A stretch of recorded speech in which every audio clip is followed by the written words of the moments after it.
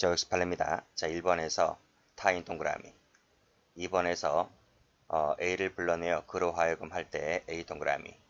자, A를 불러내서 어떻게 했습니까? 피고인이 A에게 전화 걸어서 자, 현장으로 나오게 한 점. 자, 그에게 어떻게 좀 해보라고 계속 재촉한 점 등에 비춰봤을 때 자, B가 왔죠. A가 왔죠. 그래서 경찰관이 피고인에 대한 주치운전자 적발보고 작성, 재차 음주 측정을 하지 못하도록 제지하게 하였을 때 도피죄의 교사가 된다는 판례입니다. 3번은 워낙 많이 출제가 된 판례입니다. 워낙 중요하니까요. 별표 한번 쳐볼게요. 자, 범인 도피죄는 자, 승계적 공동중 종범 형태로도 가담하는데 요 1번 논리는 총론 시간에 배웠을 거예요. 그래서 공범자 범인 도피 행위 도중에 공동 범위를 가지고 가담을 하면 도피죄의 공동 정범이 되는데 이와 같은 법리는 종범에도 똑같다는 거예요. 그래서 도중에 이 종범의 범위를 가지고 가담하면 도피죄의 종범이 된다. 그 뜻이거든요. 자, 그것이 2번입니다. 자, 갑이 이 법원에 출석하여 사기 범행을 저질렀다는 취지로 허위 자백하였는데 그 후에 갑의 사기 피고 사건에서 변호인으로 선임된 자가 있어요. 자, 이 피고인이 갑과 공모해서 이제 공동정범 공모했으니까 공동정범이 될지 아닐지는 이제 봐야 됩니다. 자, 공모해서 진범 을을 은폐하는 허위 자백을 유지하게 하였다. 여기서 유지입니다. 유지. 허위 자백 유지 동그라미. 이 유지가 바로 뭐다?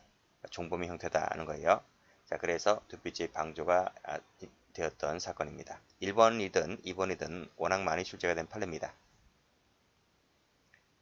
자, 그 밑에 판례입니다. 자, 피고인이 운영하는 조유소에서 유사석유, 가짜죠. 자, 이것을 판매, 공급한 것으로 단속되자 이 친구가 A로 하여금 여기서 A 동그라미, 빨간색입니다. A 동그라미, B 동그라미. 자, A가 실제 업주다. B로 하여금 피고인에게 석유를 공급하였는데도 자신은 유사석유인지를 몰랐다라고 하는 각각의 A 허위 진술, B 허위 진술이 전부 다 각각 허위 진술이 되죠. 자, 그랬을 때 이 각각 허위 진술을 하도록 하게 하였을 때 이것이 도피죄의 교사가 될 수 있다는 얘기입니다. 여기서 이런 얘기도 나오네요. 이후에 피고인이 판매 공급한 휘발유가 유사석유임을 알았다고 인정할 증거는 부족해서 피고인에게 석유 및 석유 대체 연료 사법 위반죄를 인정할 수는 없다 하더라도 자, 여기를 가로 열고 닫고 그렇다 하더라도 뭐가 될 수 있다? 자, 기만에 빠지게 하여 체포 등을 곤란하게 할 정도가 되었다면 도피죄가 될 것이고 그를 교사한 자도 도피죄 교사가 된다고 봤습니다. 자, 객체 볼게요. 자, 객체를 보시게 되면 벌금 이상이라고 했는데 이때 벌금이라고 하는 것은 법정형을 말한다고 했습니다. 됐죠? 자, 죄를 범했다 했을 때 이 죄라고 하는 것은 정범, 공범, 기수, 미수, 예비 음모도 포함되고요. 2번 체크하세요. 반드시 유죄 판결이 확정되었거나 공소가 제기되었음을 요하지 않습니다. 그리고 진범일 것도 요하지 않습니다. 수사 중이거나 아직 수사 대상이 되어 있지 아니한 자도 역시 객체가 될 수가 있어요. 됐어요? 자, 그래서 동그라미 2번, 1번, 2번 전부 다 체크하세요. 전부 다 출제가 잘 됩니다. 그러니까 반드시 진범이어야 한다고 하면 틀려요. 자, 밑에 팔 한번 가볼까요? 빨간색으로 수사 중인 자도 포함된다. 그 다음에 수사 대상 동그라미 치시고 밑에 수사 대상 동그라미 치시고 그쵸? 전부 다 객체가 된다. 이 사람을 숨겨주면 안 돼요. 공소가 제기될 필요 없고 유죄 판결 받을 필요 없고 진범 여부 묻지 않고 무혐의로 석방되었다 할지라도 수사 대상이거나 아직 수사 대상이 되어 있지 아니한 자를 숨겨주게 되면 뭐가 된다? 본죄가 된다. 이런 말이. 자, 다음 페이지. 행위를 볼게요. 행위는 은닉 또는 도피하게 하는 거잖아요. 뭐 등등등 얘기가 나와 있네요. 밑에 예를 보게 되면 뭐 도피 자금을 준다든지 변장용 의류 가방 등을 제공한다든지 안보와 수사 상황을 알려준다든지 이런 것들이 전부 다 그러한 사례가 될 수가 있다. 그리고 기소시기 관련해서는 계속범위라는 거 알아두셔야 됩니다. 밑에 나오네요. 밑에 도피 행위가 계속되는 동안에 그 행위도 계속된다는 것은 아하, 이 죄가 계속범위구나 이렇게 볼 수가 있어요. 자, 그리고 도피케 하는 것은 왜 나와 있지? 직접 도피 자금을 준다든지 변장용 의류 등을 가발을 제공한다든지 이런 것들. 그래서 중간에 가보면 빨간색으로 직접 범인을 도피케 하는 것, 도피를 직접적으로 용익케 하는 것을 말하는 것이다. 그것이 아닌 단순히 간접적으로 안심시키고 있는 것은 여기에 포함되지가 않는다. 이런 말이에요. 그래도 잘 나와요. 직간접 불문한다고 하면 틀려요. 자, 은닉제라고 하는 것은 그냥 장소 제공해주면 돼요. 방 하나 제공해주면 되는 거예요. 그러면 기수가 되는 것이지 반드시 이거 장소를 제공해주고 경찰에 출두하지 말라라는 언동할 필요가 있어요? 그런 말 할 필요 없어요. 너 내 말 안 들으면 죽는다. 이렇게 강제를 행사할 필요가 있나요? 없어요. 그리고 그 사람과 나는 복종관계에 있을 필요도 없어요. 그냥 방 하나만 제공해주면 본죄는 기수가 된다. 이렇게 보셔야만 돼요. 됐지? 자, 그 다음 밑에 판례 별표 치세요. 이거 전부 다 전 시간에 전부 다 했던 거예요. 자, 넘겨보시게 되면 빨간색으로 적극적으로 허위 사실을 진술하여 기만 착오에 빠짐으로써 체포 발견에 지장을 초래한다고 했을 때는 본죄가 된다. 이런 말인데요. 일단 여기서 끊고 그것이 아니라 단순히 허위 진술만 했다고 해서 이것만으로는 죄가 되지 않는다. 설령 그 사람이 증거 불충분으로 풀려나게 된다 할지라도 역시 도피죄가 되지는 않는다. 이런 말이에요. 자, 그 다음 밑에 판례 보면 그래요. 기소 중지자인 자임을 알면서 대신 임대차 계약을 체결해 주었다고 했을 때 체포 발견의 지장을 초래하게 되잖아요. 그래서 본죄가 성립하게 되는 겁니다. 여기 보세요. 임차인을 자신의 처음 명의로 바꿔서 오피스를 하나를 얻어줘요. 그럼 거기 있으면서 나오지 않잖아요. 그러면 경찰이 어떻게 찾아러 다녀요? 경찰이 발견 못하게 되는 거지. 그래서 이것은 은닉도피가 되었다는 겁니다. 자, OX 판례입니다. 자, 인정되는 판례 첫 번째 보시면 자, 수배 중인 자입니다. 자, 근데 그것을 인식하면서 그 사람을 여관이라든지 모텔에 투숙케 하였고 결국 체포를 면하게 하였다면 은닉죄가 됩니다. 살인 미수 피의자를 상피고인에게 연락해서 만나게 해주고 이런 것이 전부 다 도피를 용이하게 하였다면 도피죄가 되는 것이고요. 자, 범인 아닌 자가 범인이라고 자처하죠. 자, 그 밑에도 보면 여기 범인 아닌 다른 사람으로 하여금 범인으로 가장케 하죠. 여기서 끝나는 게 아니라 이것이 진범 체포와 발견에 지장을 초래했다는 지장을 초래했단 말이 나옵니다. 여기도 마찬가지로 지장을 초래했단 말 나오죠. 그러면 항상 100% 거의 은닉도피죄가 됩니다. 단순히 허위 진술만 갖고서는 죄가 되지 않는다는 걸 배웠을 텐데요. 대신 거기에 그치는 것이 아니라 진범 체포와 발견에 지장을 초래한 것까지 나아갔다면 은닉도피가 됩니다. 다음 판례. 자, 종합보험에 가입되었다는 사실만으로 형사처벌, 소추, 처벌 받을 가능성이 없는 경우는 맞죠. 종합보험에 가입되어 있으면 처벌 가능성이 없는 건 맞는데 그렇다고 단정짓지 못한다는 얘기입니다. 무슨 뜻이냐? 그 사례가 여기 나와 있어요. 적극적으로 자신이 운전자라는 허위 사실을 진술함으로써 역시 실제 운전자를 도피케 하였다면 그때는 예외가 된다는 얘기입니다. 아무리 이 사람이 종합보험에 가입되었다 할지라도 적극적으로 자신이 운전자라고 허위 사실 진술하였고 실제 운전자가 도피하게 되었다면 그때는 예외적으로 은닉도피가 된다는 것 기억을 해두시고, 자, 실제 업주를 숨기고 대신 처벌받기로 하는 역할, 그게 이제 이른바 바지 사장 역할을 했다는 것입니다.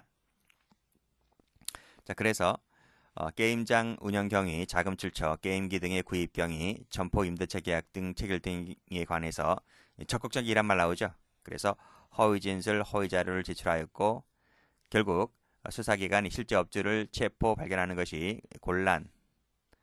불가능하게 되었다는 얘기는 올라가 보면 범인 체포, 발견 체포의 지장을 초래했다는 그 얘기입니다. 그럴 때는 은닉도피가 된다는 내용의 판결입니다.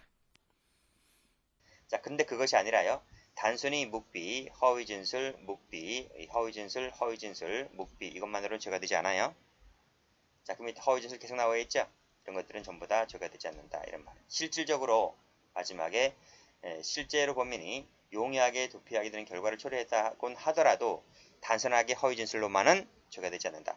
죄가 되려면 허위 진술 말고 뭐가 붙어야 돼요? 적극적으로 범인임을 자처했다는 말이 붙어줘야지 죄가 되는 거예요. 다음. 자, 허무인의 이름을 대면서 구체적인 인적사항의 언급을 피했습니다. 그쵸? 이런 것들도 죄가 되지 않고. 자, 단순한 안부라든지 통상적인 인사말 등은 죄가 되지 않아요. 개업식 날에 야 와준이 고맙다 야 항상 몸 조심하고 다녀라 야 이렇게 말한 것은 단순한 안부 인사에 불과하기 때문에 이것만으로는 죄가 되지 않는다고 봤고요. 자, 그 다음 가명으로 예금을 해두었는데 현실적으로 위 범인에게 송금하지 아니하였다면 그때는 예비에 불과하다고 봤어요. 본죄가 될 수는 없다고 봤습니다. 다음 인계되지 않았다. 그러니까 위에도 송금하지 않았고 밑에도 인계되지 않았지? 이것만으로는 일단은 죄가 되지 않습니다. 자, 10번 잘 나와요. 10번 체크하시고 10번을 정확하게 알려면 이 신원 보증서가 어떤 문서인지를 잘 받으셔야 돼요. 이것은 향후 수사기관이나 법원의 출석 요구에 사실상 협조하겠다는 그 의사표시를 구하는 것뿐이지 그 이상 그 이하도 아니다. 따라서 이 신원보증서의 허위사항을 파란색으로 세무치시고 이 신원보증서의 성격이 이러하기 때문에 이 보증서를 허위로 기재했다고 하더라도 이것만으로는 본죄가 되지를 않는다고 봤습니다. 됐죠? 자, 다음 주관적 요건 볼게요. 자, 이 사건도 중요한 판례입니다. 이렇게 쳐보시고요. 자, 본죄에 있어서 벌금 이상의 형에 해당하는 자라는 대한 인식은 실제로 그것이 벌금 이상의 형이 되면 되는 거예요. 법정형까지 알 필요는 없어요. 법정형까지 알 수 있는 사람이 도대체 우리나라에 몇 명이나 될까요? 저도 잘 몰라요. 그치? 무슨 죄는 몇 년이고 무슨 죄는 몇 년이고 그걸 어떻게 알아요? 그냥 이 사람이 벌금 이상에 해당하는 죄, 우리 형법상에 기재된 죄, 내가 한 번쯤 들어본 죄라고 하는 것을 인식하였다면 숨겨주면 안 되잖아요. 숨겨주었을 때 은닉도피죄가 되는 거예요. 자, 구체적인 인원수까지는 몇 개인가지는 알 필요까지는 없다. 자, 2번. 자, 범인에게 다른 공범이 더 있음을 실토하지 못하도록 했다고 했을 때, 이렇게 실토하지 못하도록 했다고 했을 때, 이건 고의가 있구나라고 해서 본죄 성립을 인정했습니다. 자, 다음. 수표 발행인을 은닉한 것이 그 수표가 부도되기 전날이라 할지라도 그 수표가 부도가 날 것이다. 부도가 나면 수배를 받을 것이다. 는 사정을 알았다면 알고서 숨겨지게 되면 뭐가 됩니까? 은닉죄가 된다는 판례입니다. 자, 친족간의 특례입니다. 자, 범인 은닉도피죄의 경우에는 친족간의 특례 조항이 있다는 것을 꼭 좀 기억을 해두셔야 됩니다.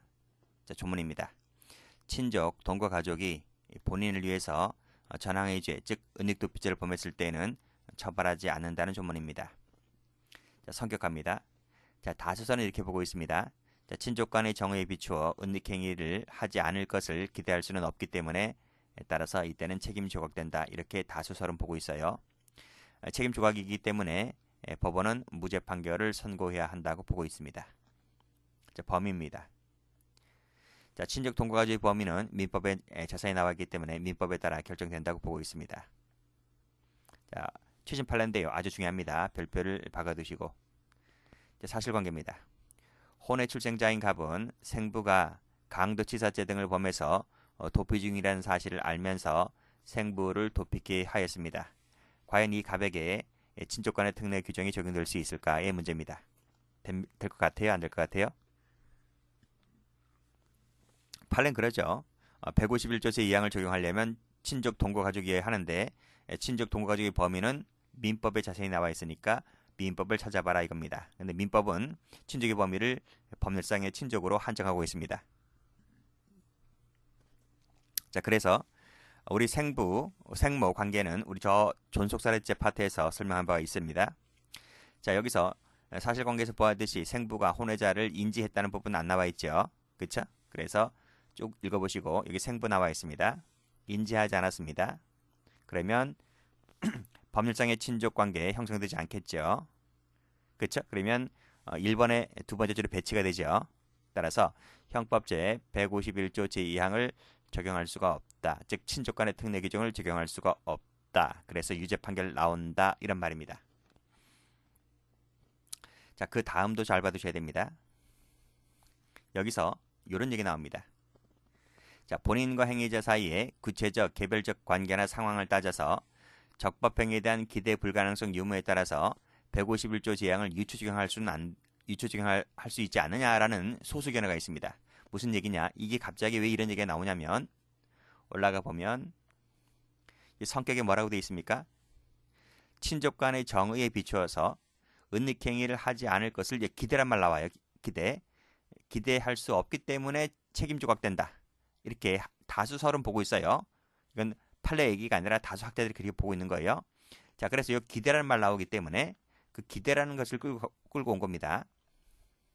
그래서 자, 적법행위에 대한 기대 불가능성 유무에 따라서 151조 2항을 유추 적용할 수 있지 않느냐. 그래서 이 사건에서도 친족 간의 특례 규정을 적용할 수도 있지 않느냐라고 하는 소수 견해가 있습니다. 근데 어디까지나 소수 견해인 거예요. 그러나 여기서는 허용될 수가 없다는 것입니다. 그렇죠? 그래서 죄형법정주의 위반된다는 얘기예요. 그렇기 때문에 생부가 인지하지 않아서 결국 법률상의 친족관계가 발생하지 않았을 때에는 그때는 법률상의 친족이 아니기 때문에 151조 제2항을 유추 적용해서도 안 된다 이런 말입니다. 설령 자연적 혈족관계로 말미암아 도피시키지 아니할 것을 기대하기 어려운 경우가 있다 손치더라도 그렇죠? 있다 손치더라도 적용해서는 안 된다라고 본 것이 판례입니다. 이 부분은 함정파니까요. 잘 숙지를 해두시기 바랍니다.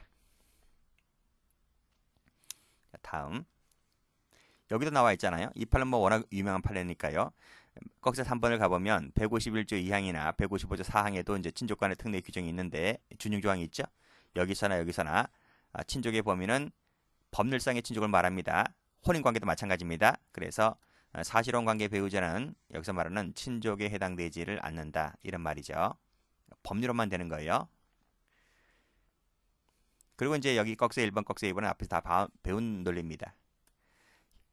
죄를 범한 자라고 하는 것은 혐의받은 자이면 되고요. 그래서 아직 수사 대상이 되어 있지 않았다 할지라도 이 대상에 포함된다는 얘기입니다. 그래서 이 자를 숨겨두면 은닉도피죄가 되는 거예요. 자, 타인의 형사사건이란 증거인멸 행위 시에 아직 수사 절차가 개시되기 전이라 할지라도 장차 곧 되겠죠. 그렇죠? 곧 조만간에 경찰이 오겠죠. 그걸 미리 낌새채고 숨겨주게 되면 은닉도피가 되는 겁니다.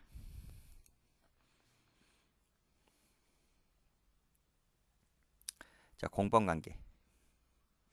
자, 앞에서 다 배운 논리입니다.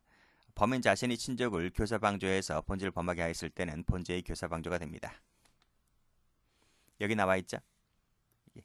타인으로 하여금 할 때 타인으로 하여금 이게 바로 교사죄가 됩니다.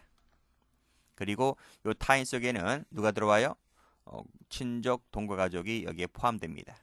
여기에 타인 속에 포함되고 물론 이 친족, 동거가족은 친족 간의 특례가 적용됩니다.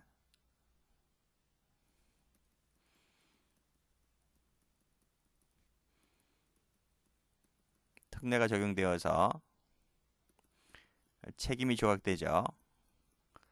즉 책임 조각되는 자를 이용하여 자신을 도피하게 하였을 때 이것은 방어권의 남용이기 때문에 그 범인에게는 도피죄의 교사가 됩니다. 물론 친족, 동거가족은 처벌되지 않습니다. 여기 나와 있잖아요. 그 사람이 이제 동생입니다. 동생. 그래서 무사고 운전으로 사고를 낸 형이 동생을 대신 경찰서에 출두시켰고 결국 자기 대신에 조사받도록 하게 하였을 때 도피죄의 교사가 되는 거죠. 물론 동생은 친족, 동거가족에 해당되기 때문에 책임 조각되겠지만 그래서 갑은 교사죄가 되는 것이고 을은 처벌되지 않습니다.